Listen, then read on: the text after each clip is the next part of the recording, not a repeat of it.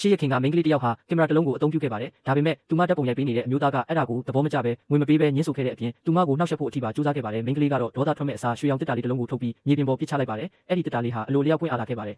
သူမကထိုမျိုးသားကိုတစ်တာပေါ်တက်ရက်ဖို့ပြောလိုက်တဲ့အခါမှာတော့သူဟာအရာဝတ္ထုနဲ့မရင်းနှီးတာကြောင့်သတိထားပြီးတက်ရက်လိုက်ပါတယ်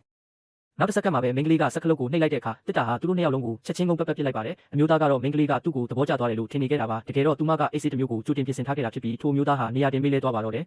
မိန်းကလေးဟာသူ့ရဲ့ယတနာအားလုံးကိုသိမ်းယူပြီးထွက်ခွာဖို့ပြင်ဆင်ခဲ့ပါတယ်တုံတုံရင်ရင်နဲ့ရိမ့်ထိုးထွက်လာတဲ့အမျိုးသားကိုမြင်တဲ့အခါမှာတော့မိန်းကလေးကအော်ဟစ်ရင်မောပါတော့တယ်